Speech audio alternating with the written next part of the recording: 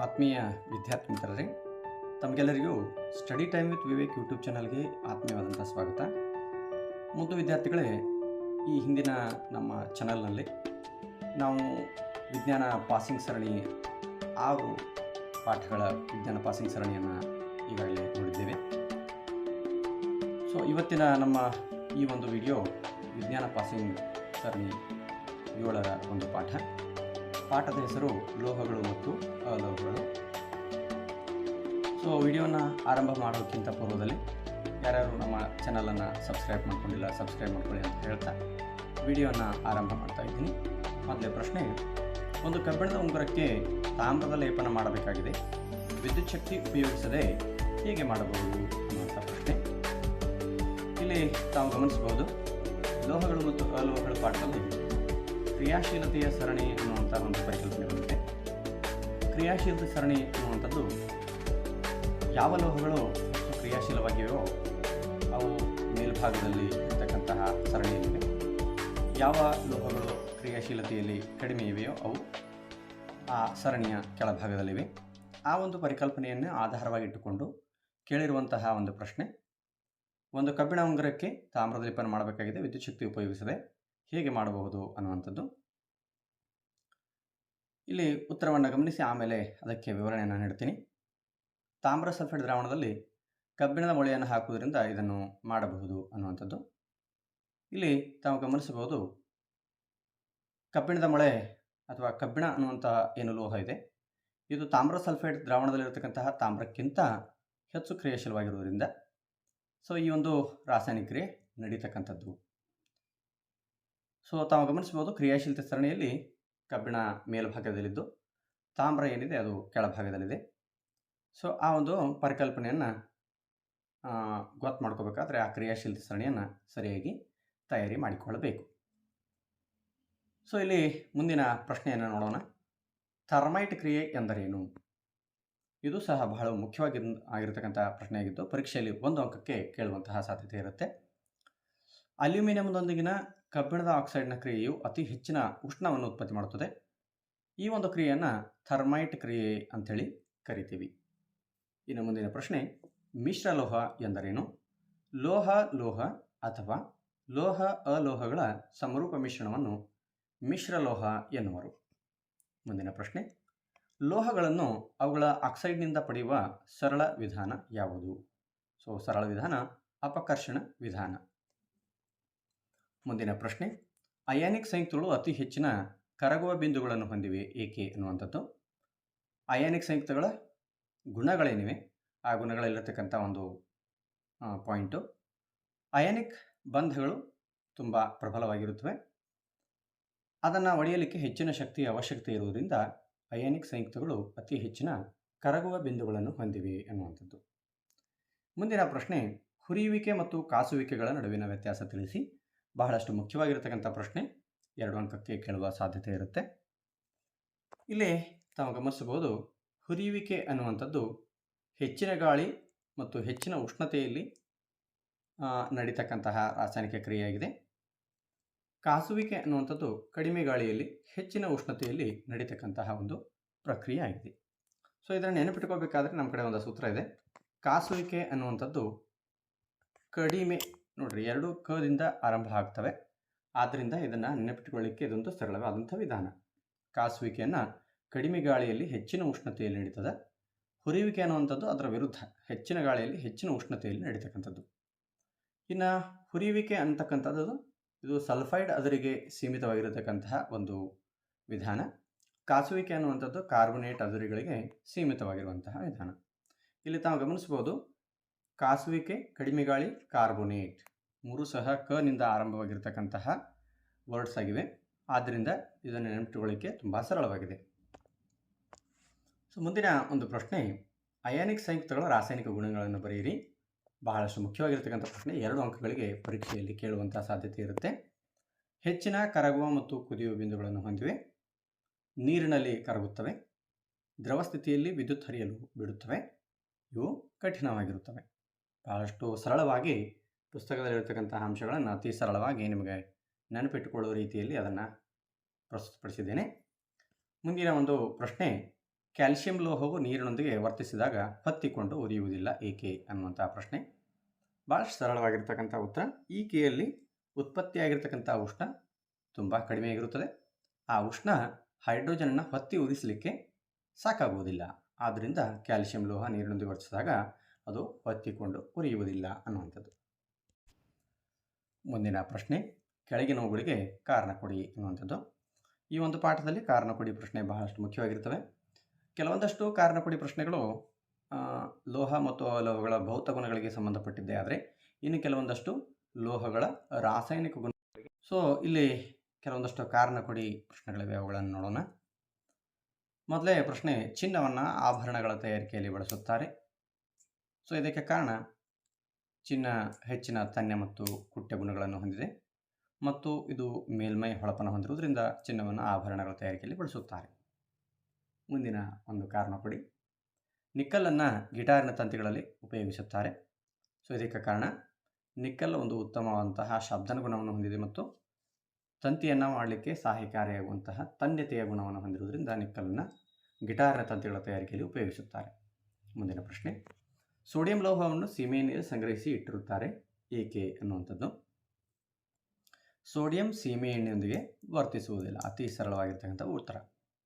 ಮುಂದಿನ ಪ್ರಶ್ನೆ, ಅಯಾನಿಕ್ ಸಂಯುಕ್ತಗಳು ಘನಸ್ಥಿತಿಯಲ್ಲಿ ಅವಾಹಕಗಳು ಮತ್ತು ದ್ರವ ಸ್ಥಿತಿಯಲ್ಲಿ ಉತ್ತಮ ವಾಹಕಗಳು ಏಕೆ ಅನ್ನುವಂಥ ಪ್ರಶ್ನೆ.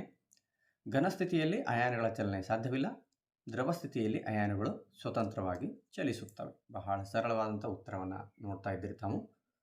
ಮುಂದಿನ ಪ್ರಶ್ನೆ, ಅಲ್ಯೂಮಿನಿಯಂ ಕ್ರಿಯಾಶೀಲ ಲೋಹವಾಗಿದ್ದರೂ ಅದನ್ನು ಅಡುಗೆ ಪಾತ್ರೆಗಳ ತಯಾರಿಕೆಯಲ್ಲಿ ಬಳಸುವರು ಏಕೆ ಅನ್ನುವಂಥದ್ದು. ಸೊ ಅಲ್ಯೂಮಿನಿಯಂ ಆಕ್ಸಿಜನ್ನೊಂದಿಗೆ ವರ್ತಿಸಿ ಅಲ್ಯೂಮಿನಿಯಂ ಆಕ್ಸೈಡನ್ನು ಉಂಟು ಮಾಡಿ ನಶಿಸುವಿಕೆಯನ್ನು ತಡೆಗಟ್ತದೆ. ಸೊ ಆ ಕಾರಣದಿಂದಾಗಿ ಅಲ್ಯೂಮಿನಿಯಂ ಕ್ರಿಯಾಶೀಲವಾಗಿದ್ದರೂ ಸಹ ಅದನ್ನು ಅಡುಗೆ ಪಾತ್ರೆಗಳ ತಯಾರಿಕೆಯಲ್ಲಿ ಬಳಸಲಾಗ್ತದೆ ಅನ್ನುವಂಥದ್ದು. ಮುಂದಿನ ಪ್ರಶ್ನೆ, ಸೋಡಿಯಂ, ಮ್ಯಾಗ್ನೀಷಿಯಂ ಮತ್ತು ಅಲ್ಯೂಮಿನಿಯಂ ಲೋಹಗಳ ಆಕ್ಸೈಡ್ಗಳನ್ನು ಕಾರ್ಬನ್ನೊಂದಿಗೆ ಅಪಕರ್ಷಿಸಲು ಸಾಧ್ಯವಿಲ್ಲ ಏಕೆ ಅನ್ನುವಂಥದ್ದು. ಈ ಸೋಡಿಯಂ ಇರ್ಬೋದು, ಮ್ಯಾಗ್ನೀಷಿಯಂ ಇರ್ಬೋದು ಅಥವಾ ಅಲ್ಯೂಮಿನಿಯಂ ಇರಬಹುದು. ಈ ಲೋಹಗಳು ಆಕ್ಸಿಜನ್ನೊಂದಿಗೆ ಕಾರ್ಬನ್ಗಿಂತ ಹೆಚ್ಚಿನ ಮಿತ್ರತ್ವವನ್ನು ಹೊಂದಿವೆ. ಸೊ ಆ ಕಾರಣದಿಂದಾಗಿ ಕಾರ್ಬನ್ನೊಂದಿಗೆ ಇವುಗಳನ್ನು ಅಪಕರ್ಷಿಸಲಿಕ್ಕೆ ಸಾಧ್ಯ ಇಲ್ಲ. ಮುಂದಿನ ಒಂದು ಪ್ರಶ್ನೆ, ಕಬ್ಬಿಣ ತುಕ್ಕು ಹಿಡಿಯದಂತೆ ತಡೆಯುವ ಕ್ರಮಗಳು ಯಾವುವು? ಅತಿ ಸರಳವಾದಂತಹ ಪ್ರಶ್ನೆ ಮತ್ತು ಉತ್ತರ. ಬಣ್ಣ ಹಚ್ಚುವುದು, ಎಣ್ಣೆಯನ್ನು ಸವರುವುದು, ಗ್ರೀಸ್ ಹಚ್ಚುವುದು, ಮಿಶ್ರಲೋಹಗೊಳಿಸುವುದು. ಇವು ಕೆಲವೊಂದಷ್ಟು ಉದಾಹರಣೆಗಳಾಗಿವೆ ಕಬ್ಬಿಣ ತುಕ್ಕು ಹಿಡಿಯದಂತೆ ತಡೆಗಟ್ಟಕ್ಕೆ ಕ್ರಮಗಳು. ಇನ್ನು ಮುಂದಿನ ಪ್ರಶ್ನೆ, ಲೋಹಗಳು ನೈಟ್ರಿಕ್ ಆಮ್ಲದೊಂದಿಗೆ ವರ್ತಿಸಿದಾಗ ಹೈಡ್ರೋಜನ್ ಅನಿಲ ಬಿಡುಗಡೆ ಆಗುವುದಿಲ್ಲ ಏಕೆ ಅನ್ನುವಂಥದ್ದು. ಪರೀಕ್ಷೆಯಲ್ಲಿ ಒಂದು ಅಂಕಕ್ಕೆ ಬಹಳಷ್ಟು ಮುಖ್ಯವಾಗಿರತಕ್ಕಂತಹ ಒಂದು ಪ್ರಶ್ನೆ. ಸೊ ಹಾಗಾದರೆ ಉತ್ತರವನ್ನು ನೋಡೋಣ. ನೈಟ್ರಿಕ್ ಆಮ್ಲವು ಪ್ರಬಲ ಉತ್ಕರ್ಷಕವಾಗಿದೆ, 1ನೇ ಪಾಯಿಂಟ್.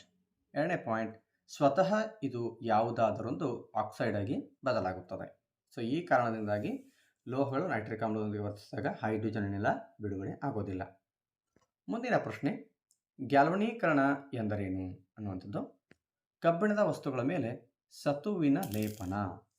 ಸೊ ಕಬ್ಬಿಣದ ವಸ್ತುಗಳ ಮೇಲೆ ಸತುವಿನ ಲೇಪನವನ್ನು ನಾವು ಗ್ಯಾಲ್ವನೀಕರಣ ಅಂತೇಳಿ ಕರಿತೀವಿ.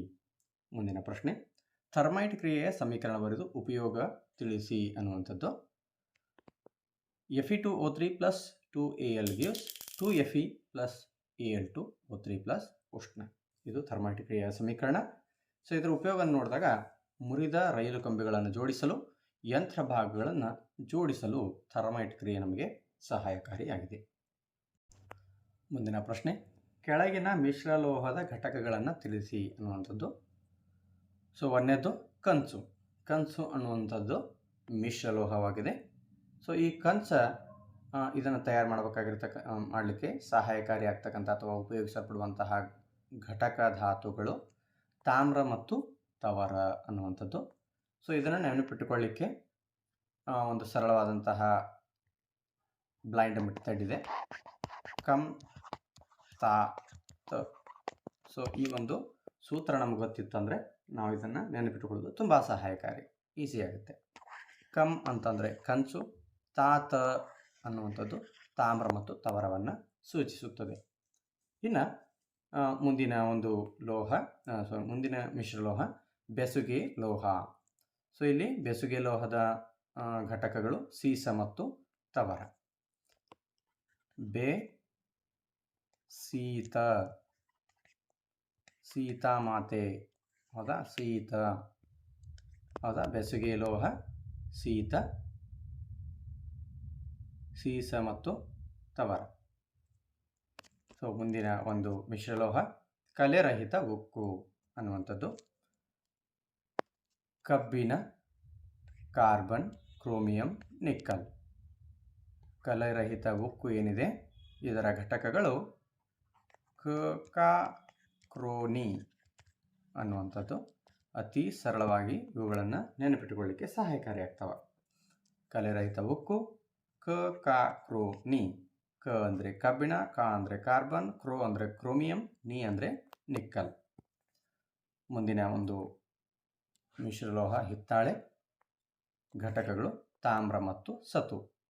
ಹಿತಾಸ ಅನ್ನುವಂತಹ ಒಂದು ಸರಳವಾದ ಸೂತ್ರ. ಹಿತ್ತಾಳೆ, ತಾಮ್ರ ಮತ್ತು ಸತು. ಮುಂದಿನ ಒಂದು ಪ್ರಶ್ನೆ, ಕ್ರಿಯಾಶೀಲತೆಯ ಸರಣಿಯಲ್ಲಿ ಮಧ್ಯದಲ್ಲಿರುವ ಲೋಹಗಳನ್ನು ಅವುಗಳ ಅದುರುಗಳಿಂದ ಹೇಗೆ ಉದ್ಧರಿಸುತ್ತಾರೆ ಅನ್ನುವಂಥದ್ದು. ಹುರಿಯುವಿಕೆ ಮತ್ತು ಕಾಸುವಿಕೆ ವಿಧಾನದಿಂದ ಅವುಗಳನ್ನು ಉದ್ಧರಿಸುತ್ತಾರೆ. ಸೊ ಈಗಳ ಬದಲೇ ಆಲ್ರೆಡಿ ನಾವು ವ್ಯತ್ಯಾಸದಲ್ಲಿ ನೋಡಿದ್ದೀವಿ. ಹುರಿಯುವಿಕೆ ಅಂದರೆ ಏನು ಮತ್ತು ಕಾಸುವಿಕೆ ಅಂದರೆ ಏನು ಅಂತ ಅವುಗಳನ್ನು ನಾವು ಬರೀಬೇಕಾಗತ್ತೆ ಇಲ್ಲಿ. ಮುಂದಿನ ಪ್ರಶ್ನೆ, ಸೋಡಿಯಂ ಕ್ಲೋರೈಡ್ ಮತ್ತು ಮ್ಯಾಗ್ನೀಷಿಯಂ ಕ್ಲೋರೈಡ್ಗಳ ಉಂಟಾಗುವಿಕೆ ಚುಕ್ಕಿ ರಚನೆ ಬಿಡಿಸಿ ಅನ್ನುವಂಥದ್ದು. 2 ಅಥವಾ 3 ಅಂಕಗಳಿಗೆ ಪರೀಕ್ಷೆಯಲ್ಲಿ 100% ಆಗಿ ಕೇಳ್ತಕ್ಕಂತಹ ಒಂದು ಪ್ರಶ್ನೆ, ಚುಕ್ಕಿ ವಿನ್ಯಾಸದ ಪ್ರಶ್ನೆ. ಈ ಪಾಠದಲ್ಲಿ ಸೋಡಿಯಂ ಕ್ಲೋರೈಡ್ ಚುಕ್ಕಿ ವಿನ್ಯಾಸ ಕೇಳಬಹುದು ಅಥವಾ ಮ್ಯಾಗ್ನೀಷಿಯಂ ಕ್ಲೋರೈಡ್ನ ಚುಕ್ಕಿ ವಿನ್ಯಾಸವನ್ನು ಕೇಳಬಹುದು. ಸೊ ಹಾಗಾದ್ರೆ ನೋಡೋಣ ಬನ್ನಿ. ಸೋಡಿಯಂ ಕ್ಲೋರೈಡ್ನ ಚುಕ್ಕಿ ರಚನೆ ಇಲ್ಲಿ ತಾವು ಗಮನಿಸ್ಬೋದು. ಸೋಡಿಯಂ ಅನ್ನುವಂಥದ್ದು ಒಂದು ಲೋಹ.